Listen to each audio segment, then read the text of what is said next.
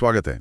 आज हम एक ऐसी किताब पर बात करें जिसने दुनिया भर में काफी हलचल मचाई, रोंडा बर्न की द सीक्रेट। हाँ बिल्कुल। ये दावा करती है कि जीवन बदलने का एक बड़ा राज बताती है, आकर्षण का नियम यानी लॉ ऑफ अट्रैक्शन। जी। सेहत, दौलत, खुशी, सब कुछ पाने का एक तरीका। पर क्या ये वाकई काम करता है या बस सुनने में अच्छा लगता है? चलिए आज इसी की तह तक जाते हैं। तो इसका जो मूल आइडिया है क्या है? सुनने में तो बड़ा सीधा लगता है। हाँ। कि हमारे विचार हकीकत बन जाते हैं, जो सोचेंगे वही अपनी तरफ खींचेंगे। सीधा सीधा यही। अच्छा सोचो अच्छा होगा, बुरा सोचो तो बुरा।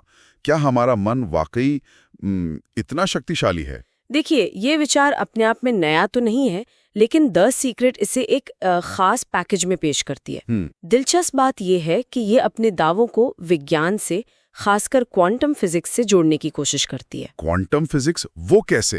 अर्क ये दिया जाता है कि जैसे क्वांटम लेवल पर सब कुछ ऊर्जा है, एनर्जी है और देखने वाले का असर पड़ता है, वैसे ही हमारे विचार भी एक तरह की ऊर्जाएं हैं। अच्छा। जो यूनिवर्स को सिग्नल भेजते हैं।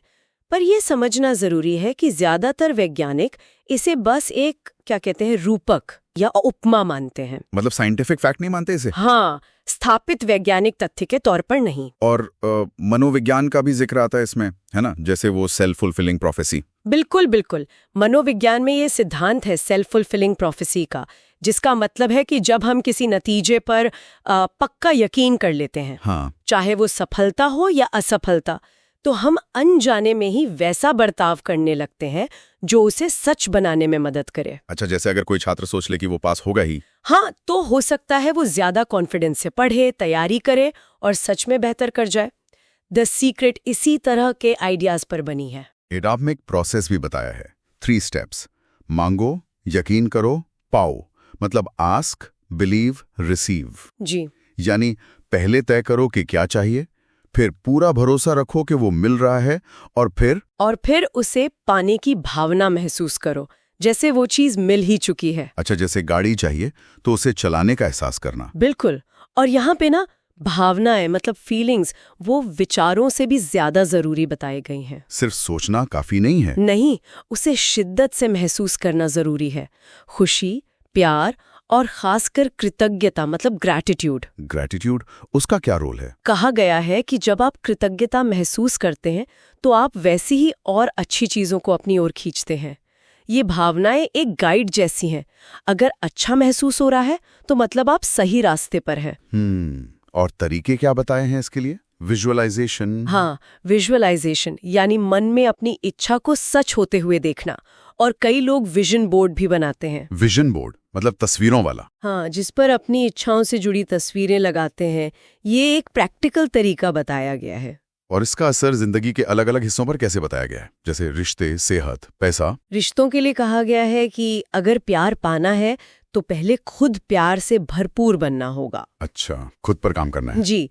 सेहत के लिए पॉजिटिव सोच और खुद को स्वस्थ महसूस करने पर जोर है, इस विश्वास के साथ कि मन शरीर को हील कर सकता है। और पैसे के लिए? ऐसे के लिए वो कमी वाली सोच छोड़कर प्रचुरता अबंडेंस की मानसिकता अपनाने को कहा गया है। ये नहीं सोचना कि पैसा कम है। हाँ, बल्कि ये सोचना कि पैसा आसानी से मेरी तरफ आ रहा है।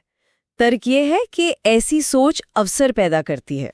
सुनने में तो ये सब बहुत ही पॉजिटिव और आकर्षक लगता है, लेकिन इस पर सवाल भी तो उठते होंगे, आलोचना भी होती है इसकी। हाँ, होती है, और काफी मजबूत आलोचना होती है। सबसे बड़ा एतराज यही है कि ये दुनिया की जो असल मुश्किलें हैं, जैसे गरीबी, बीमारी, गरीबी, बीमारी या सामाजिक अन्याय, उनको बहुत ज्यादा सरल बना देता है। आलोचक कहते हैं कि ये मेहनत, हुनर और जो व्यवस्थागत बाधाएं हैं सिस्टमिक बैरियर्स, उनको नजरअंदाज करता है। ये बात तो है। और एक चिंता ये भी है कि ये कहीं ना कहीं पीड़ित को ही दोषी ठहरा सकता है। अगर किसी के साथ कुछ बुरा हो रहा है तो क्या उसने खुद ही उसे आकर्षित किया? ये थोड़ा मुश्किल सवाल है। अब इस आलोचना का क्या जवाब देती है? क्या वो मेहनत को गैर जरूरी मानती है? नहीं, किताब के जो समर्थक हैं वो कहते हैं कि ये मेहनत का विकल्प नहीं है, ये मेहनत को सही दिशा देने का एक तरीका है। अच्छा, सोच को एक्शन के साथ अलाइन करना। बिल्कुल। सोच को अपने लक्ष्यों के साथ अलाइन करना ताकि आप मोटिवेट होकर सही कदम उठाएं। इसे एक्शन के लिए एक तरह का मानसिक ईंधन समझ सकते हैं। और किताब में कई कहानियां भी हैं, दावे हैं कि लोगों की जिंदगी बदली। हाँ, ऐसी कई कहानियां हैं जहां लोग दावा करते हैं कि इस नियम से उनकी जिंदगी में बड़े बदलाव आए। कोई बीमारी से ठीक हुआ, किसी को अप्रत्याशित रूप से दौलत मिली। ये दावे भी हैं। तो कुल मिलाकर अगर देखें तो द सीक्रेट का सार यही निकलता है कि हमारी सोच और हमारी भावनाएं हमारी हकीकत को बनाने में एक अहम भूमिका निभाती हैं। हाँ, ये सकारात्मकता, विश्वास और कृतज्ञता पर आधारित एक फ्रेमवर्क देती है। बिल्कुल। और अगर हम इसे थोड़ा और बड़े नजरिए से देखें तो मान लीजिए कोई आकर्षण के नियम को पूरी तरह नहीं भी मानता, फिर भी सकारात्मक सोच रखना, अपने लक्ष्यों पर ध्यान देना और कृतज्ञता का अभ्यास करना, इसके मनोवैज्ञानिक फायदे तो हो ही सकते हैं। सही बात है।